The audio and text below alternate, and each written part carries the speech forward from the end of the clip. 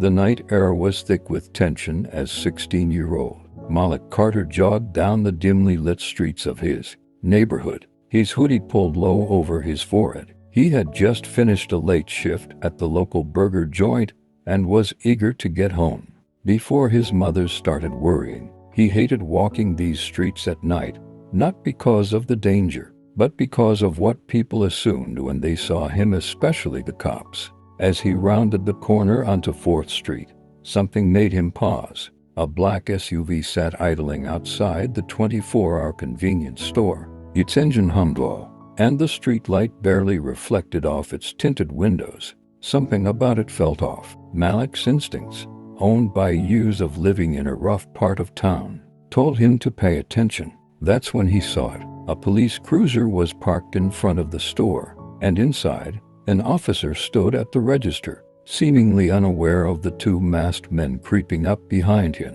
One of them clutched a gun, his movements sharp and urgent. Malik's pulse quickened. He could keep walking, pretend he didn't see anything, but the way the gunman moved, the twitch in his fingers, the way he shifted from foot to foot told Malik this could go south real fast. He glanced around. The street was empty, no witnesses, no backup, just him and a cop who had no idea what was about to happen. Malik's fists clenched. He wasn't the kind of guy to step in and help the police. Too many times, he'd seen them harass kids who looked just like him. But this wasn't about that. This was about stopping someone from getting killed. Without giving himself time to reconsider, Malik sprinted toward the store. Inside, Officer James Rourke reached for his wallet to pay for a cup of coffee when he felt a presence behind him. Before he could turn, something cold pressed against the back of his head. "Don't move," a gruff voice ordered. Rourke stiffened. He'd been on the force for 10 years, and he knew when a situation was spiraling. His hand hovered near his service weapon, but the second guy he could see in, now in the reflection of the security mirror, had his gun already raised. "You reach for that gun, you die," the first man snarled. The cashier, a young girl barely out of her teens, let out a stifled sob. Rourke forced himself to stay still. His mind raced. He needed to act, but these guys had the drop on him. And then, a blur of motion, a loud crash as the convenience store door slammed open. Malik didn't hesitate. With all the force he could muster, he grabbed a rack of snack chips and flung it at the nearest gunman. The metal shelving crashed into the man's legs, knocking him off balance. "What the?" The second robber spun, momentarily distracted. That was all Rourke needed. He lunged, grabbing the barrel of the gun aimed at his head, and twisting it away just as the trigger was pulled. The shot went wild, shattering a row of bottled sodas behind the counter. Malik ducked as glass rained down. The first gunman recovered quickly and turned on him, fury flashing in his eyes. "You little..." Malik moved before he could finish, grabbing the nearest thing, an aluminum baseball bat from a promotional display, and swinging it hard. The bat connected with the robber's wrist, sending his gun skidding across the tile floor. Rourke, now in control, slammed the second man against the counter and twisted his arm behind his back. "Drop it," he barked. The man hesitated, but when he felt the officer's knee dig into his spine, he obeyed, letting the weapon clatter to the floor. The first gunman scrambled toward his lost firearm. Malik saw it happening in slow motion. "Hey!" he yelled, throwing the bat with all his strength. The metal connected with the man's shoulder, making him stumble just long enough for Rourke to pounce. In seconds, it was over. Both robbers were on the ground, cuffed and groaning in pain. Rourke exhaled sharply, catching his breath. His eyes found Malik, who stood there, chest heaving, hands trembling slightly. For a long moment, neither of them spoke. Then Rourke did something Malik never expected. He walked over, looked him in the eye, and said the words that left him speechless. "Kid, you just saved my life." Malik barely registered the officer's words. His heart pounded so hard he could feel it in his ears. The adrenaline still surged through his veins, making his fingers tremble. He had never imagined being in a situation like this, facing down armed robbers, dodging bullets, and now, standing across from a cop who had just told him he saved his life. Officer Rourke looked at him like he was trying to figure something out. Like Moloch didn't fit the image in his head of a kid who would risk his life to help a cop. Before Moloch could respond, the sound of sirens pierced the air. The wailing grew louder, flashing red and blue lights bouncing off the store's windows. Two patrol cars screeched to a halt outside. Doors flew open. Officers poured out, guns drawn. "Rourke," one of them called. "You good?" "Yeah," Rourke replied, still watching Moloch. "I'm good." The other officers stormed in, quickly assessing the scene. Two suspects down, a shaken cashier, a cop standing tall, and a black teenager who looked like he'd just fought for his life. Moloch took a cautious step back, suddenly aware of how this might look. He knew better than to make sudden movements around cops. His hands twitched, but he kept them visible. One of the officers, a tall, muscular guy with a thick mustache, zeroed in on him. "You," the officer barked, "hands where I can see in." Moloch's stomach clenched. "Wait, hold on," Rourke snapped, stepping in front of Moloch. "He's not a suspect. He helped me." The mustached officer frowned. "Helped you?" His eyes darted between the cuffed robbers and the broken display shelves. "What the hell happened here?" Rourke exhaled. "These two tried to rob the place. I got caught off guard. Kid came in and," he hesitated, as if saying it out loud made it harder to believe, "and saved my ass." The room went quiet for a beat. The other officers exchanged looks. One of them, a younger guy with sharp eyes, raised an eyebrow. "No shit." Rourke nodded. "No shit."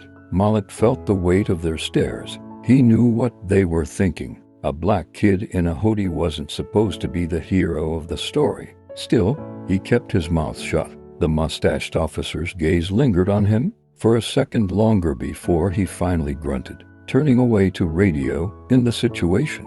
Meanwhile, another officer went to check on the terrified cashier, who was still gripping the counter like it was the only thing keeping her upright. Moloch took a deep breath. He should leave. His part in this was over. The last thing he needed was to be caught up in whatever happened next. But before he could move, Rourke stopped him. "Wait." Moloch turned back reluctantly. The officer studied him, his expression unreadable. "What's your name, kid?" "Moloch." "Moloch," Rourke repeated, like he was testing how it felt in his mouth. He nodded slightly. "You got a last name?" Moloch hesitated. "Carter." Rourke nodded again.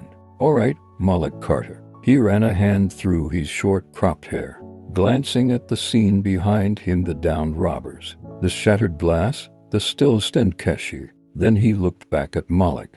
"You ever done something like this before?" Moloch scoffed. "You think I make a habit of stopping armed robberies?" Rourke almost smiled. "Almost. Guess not," he said. Another officer approached. "We'll take it from here, Rourke. You should get checked out." Rourke waved him off. "I'm fine." Then, turning back to Moloch, he asked, "You got somewhere to be?" "Home," Moloch said. "My mom's probably wondering where I am."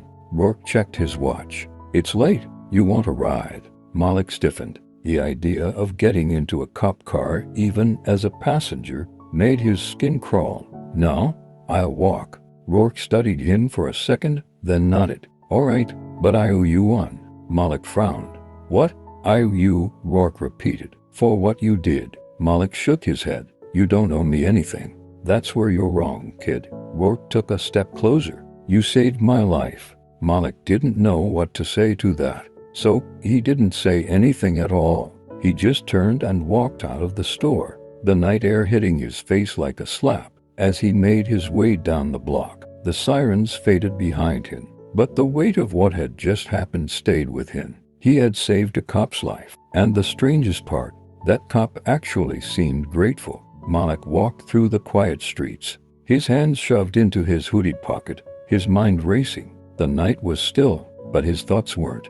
He kept replaying the scene. In the store, the masked gunman, the gunfire, the look on Officer Rourke's face when he realized Moloch had saved him. He hadn't done it for gratitude. He hadn't done it for recognition. He'd done it because it was the right thing to do. But would it even matter? He had seen too much to believe that one good deed would change The way people like him were seen. Would it make a difference the next time he walked past a cop car and felt eyes on him? Would it change the way security guards trailed him in stores, or the way white folks crossed the street when they saw him coming? Doubt gnawed at him as he turned the corner toward his apartment building. Just as he reached the front steps, his phone vibrated in his pocket. "Mom?" he sighed before answering. "Yeah?" "Malik, where are you?" Her voice was sharp with worry. "I've been calling for the last 20 minutes. I was on my way home," he said. "My shift ran late." His mother exhaled hard. "You know I don't like you out this late. These streets ain't safe, Malik." If only she knew. "I'm outside now," he told her. "Good. Get in here." She hung up. Malik climbed the stairs 2 at a time, pushing through the apartment door. Inside, the smell of fried plantains and still lingered in the air. His mother, a petite woman with sharp eyes, stood in the living room, arms crossed. "You got work tomorrow?" she asked. "No," Malik replied, kicking off his sneakers. "Manager gave me the night off." His mom sighed. "Good. You need rest." She studied him, her expression softening. "You okay?" Malik hesitated. He wanted to tell her everything, to tell her how close he had come to real danger, how he had stopped a robbery, how a cop had looked at him like he was more than just a statistic. But he knew what she would say.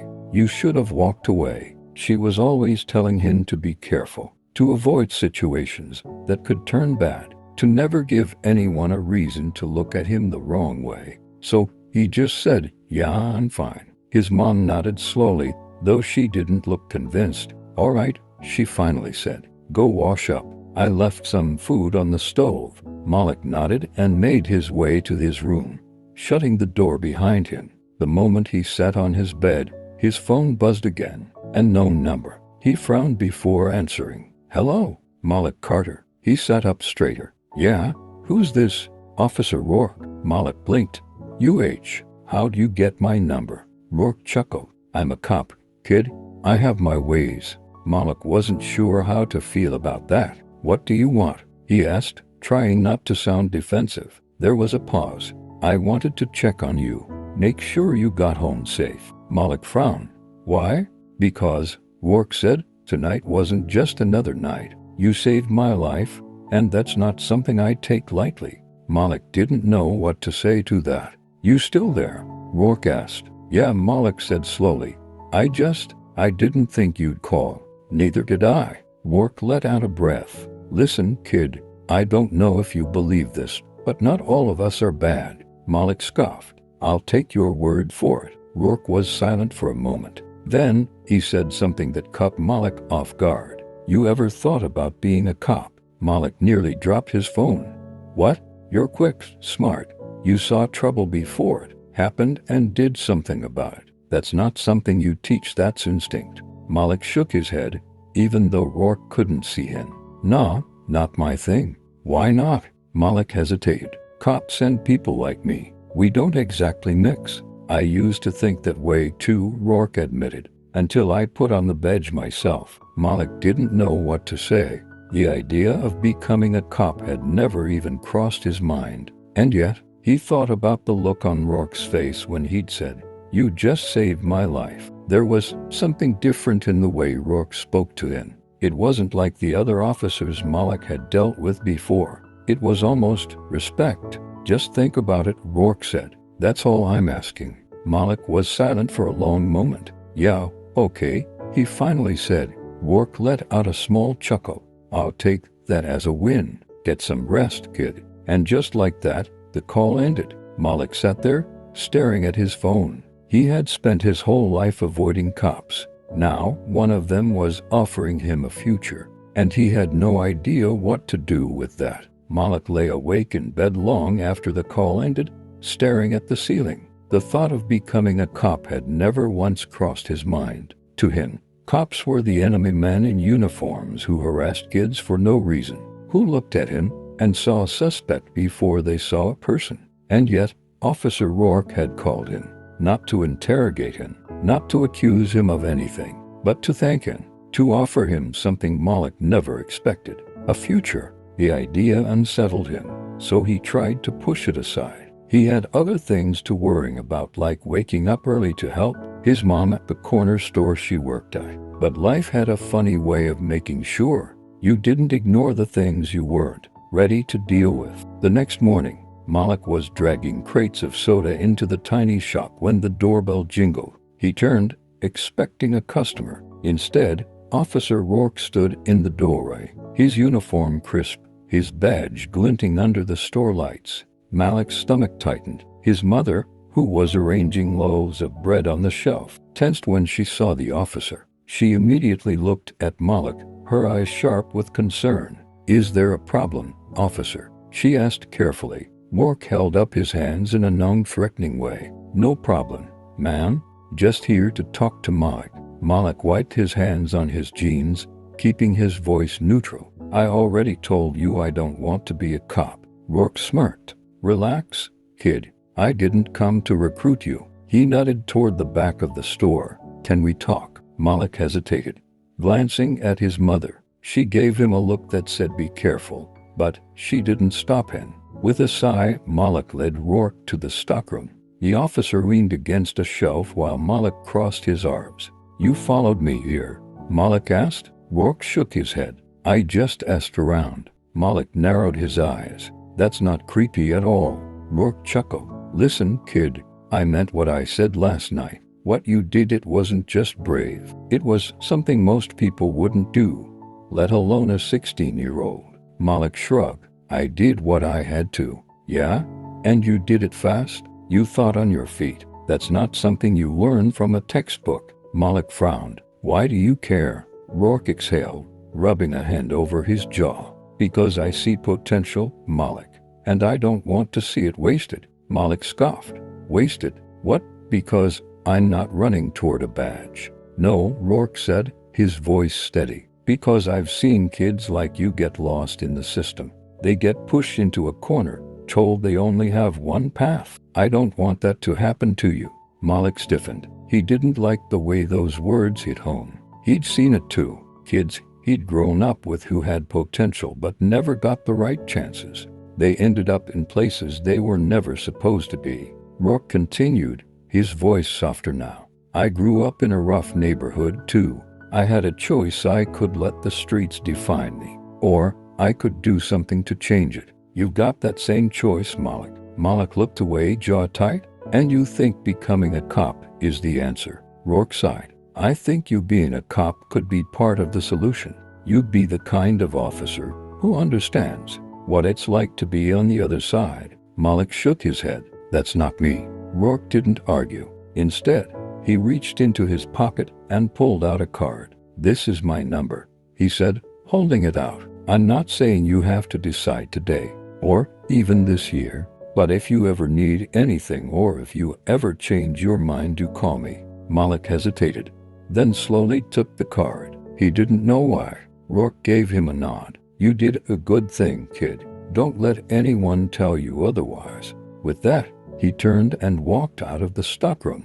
A few seconds later, Malik heard the doorbell jingle again as Rourke left the store. Malik stared down at the card. Officer James Rourke. Beneath the name was a number, and beneath that, 4 words that made Malik's stomach twist in ways he didn't understand. "Call me if you need." Malik flipped the card between his fingers for the next few days, staring at Rourke's name and number like it held answers he wasn't ready to face. He wasn't stupid. He knew what cops thought of kids like him. One act of heroism wouldn't change years of profiling, years of being seen as a threat before being seen as a person. But still, why did Rourke care? And why couldn't Malik bring himself to throw the card away? It wasn't until the following Friday night that Malik saw Rourke again, though this time the circumstances were far worse. Malik had been walking home from his friend Isaiah's house, his hood up, earbuds in, mind lost in thought. It was late, the streets quieter than usual, just the occasional car passing by. He was about a block away from his apartment when he heard the shouting. "Hands up, now."